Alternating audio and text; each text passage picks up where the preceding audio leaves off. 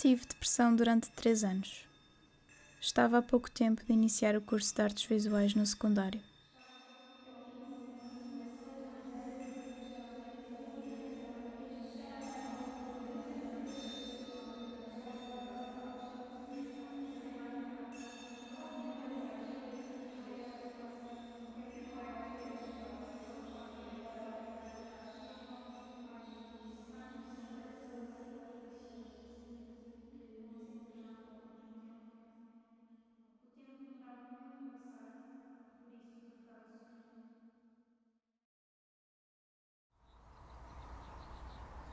Desde muito cedo que os desenhos e a pintura me acompanharam e significam muito para mim.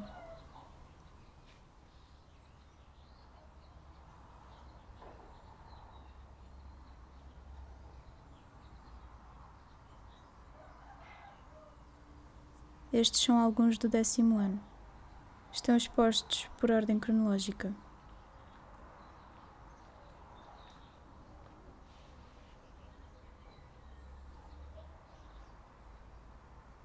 No 11º ano, tenho o exemplo destes 2 que foram na minha pior fase. Falta-me um trabalho, que foi este que a minha colega fez e era suposto ter feito o dela. Tive um comportamento autodestrutivo durante todo o ano letivo. Estava a algumas aulas que não conseguia fazer praticamente nada e quando tinha mais energia, investia em fazer os trabalhos que tinha em atraso e voltava a ficar de rastos. Mantive esse ciclo vicioso do início ao fim. Foi o ano que tive as notas mais baixas. No 12º ano correu tudo bem e tenho os trabalhos por ordem cronológica.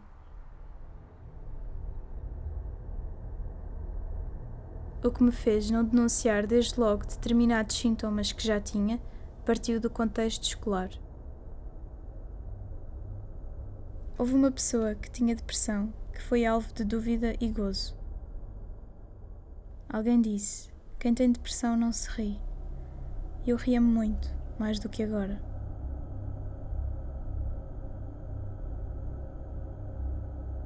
Questionei-me sobre se fariam a mesma coisa comigo e acabei por não dizer nada. Tinha medo que a minha situação piorasse.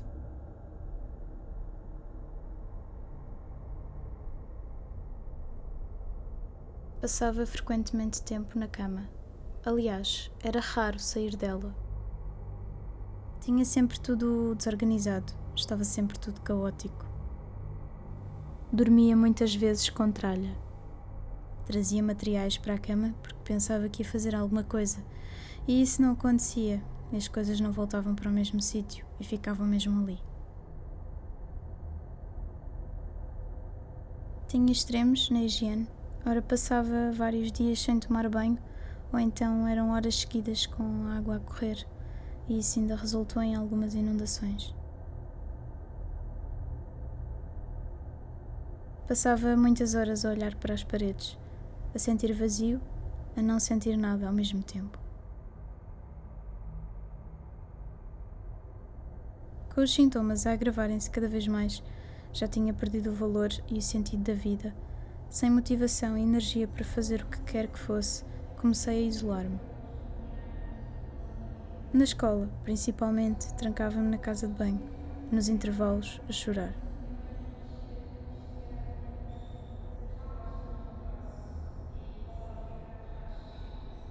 A frequência foi aumentando, até ao ponto em que acordava e ia dormir com vontade de chorar. Fazia um esforço enorme para não chorar a todas as horas, porque era isso que estava a começar a acontecer.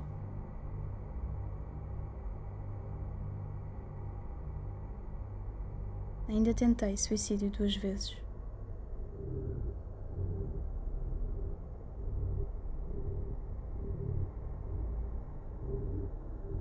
Logo após isso, comecei a sentir-me terrivelmente agressiva. Comecei a achar verdadeiramente que se visse destruição à minha frente, que isso me traria uma sensação de bem-estar. Ao alimentar essa ideia, fez com que quase cometesse um crime na altura.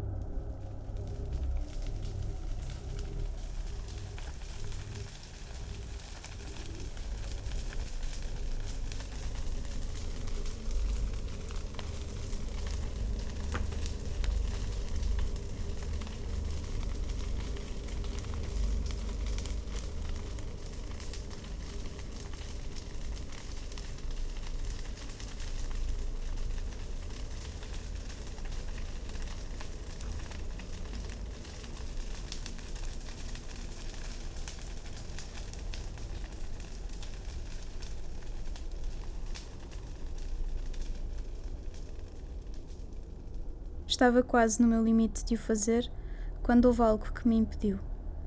Entrei na sala, a TV estava ligada e estavam a dar várias notícias sobre o mesmo tipo de crime que ia cometer. Vi aquelas imagens repetidamente e foi quando se fez um clique na minha cabeça, em que tomei consciência do que é que aquilo implicaria e pensei: espera, eu não estou bem. E refleti: tenho de agir. E foi isso que eu fiz. Finalmente, contei aos meus pais o que se passava, como é que me sentia e o que é que estava a acontecer. Pedi-lhes ajuda, porque tinha percebido que precisava dela. Os meus pais nunca compreenderam o que tive, só se apercebiam que passava muito tempo na cama e que não fazia as coisas como habitualmente. No entanto, não me rejeitaram essa ajuda. O meu pai tinha alguns comentários menos felizes e que não ajudavam em nada. Só tens a escola. Se estivesses tão cansada como eu, nem tinhas tempo de estar assim. Com trabalho isso passava.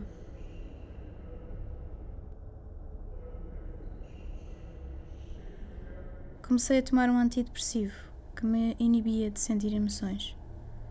É avassalador pensar que se me esquecesse de tomar o comprimido durante 1 ou 2 horas, começava a ficar em baixo e sentia uma tremenda vontade de chorar. Quando isso acontecia, parecia que o progresso de semanas que tinha feito até ali tinha ido todo por água abaixo.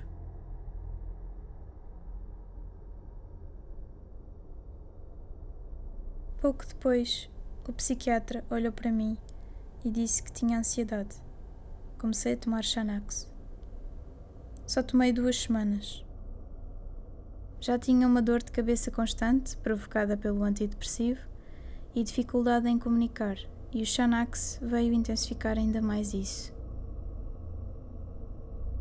Comecei a sentir dependência e sentia-me mal, então larguei o Xanax de repente sem saber que tinha um processo de desmame. 2 dias depois, estava a ter um ataque de pânico. Uma pessoa fez-me rir e do nada começou. Só me lembro de olhar para o céu e ter pessoas à minha volta que me tentavam ajudar e não conseguiam. Sucederam-se outros. Num deles estava sozinha. Tinha acabado de almoçar e comecei a sentir o aperto no peito e a falta de ar. Ainda tive tempo de ligar à minha mãe.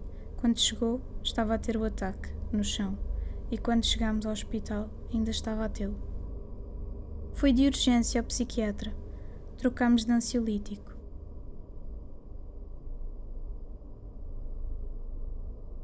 A longo prazo, a medicação provocou falha e perda de memória, dificuldade em reter informação, a manter uma conversa, não conseguia estudar. Estava sempre num estado vegetativo que me impedia de sentir emoções fortes e parecia um animal sem o raciocínio na cabeça.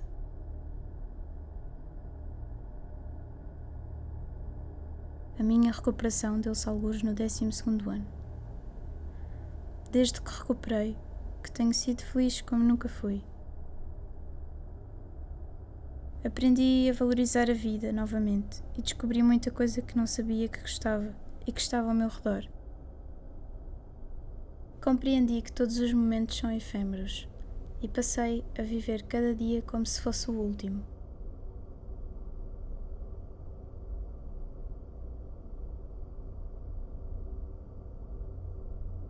Cheguei a uma fase em que me sentia seguramente melhor e estava a começar a sentir dependência da medicação. Comecei a largá-la, gradualmente, e não tomei até onde o psiquiatra me indicou. Na última consulta ele disse: quanto mais tempo tomar a medicação, menor é a probabilidade dela voltar. E esta frase ficou-me marcada, porque até hoje, quando estou 2 dias ou assim em baixo, existe uma incerteza de que estará a voltar de novo. A sensação de vazio, emoções negativas fortes. É como se fosse uma porta que nunca se tivesse fechado. Penso que se calhar estou por alguma coisa à frente da minha saúde mental, e normalmente estou. Nenhum trabalho, compromisso ou tarefa é mais importante. Então faço uma pausa para evitar que se torne algo maior.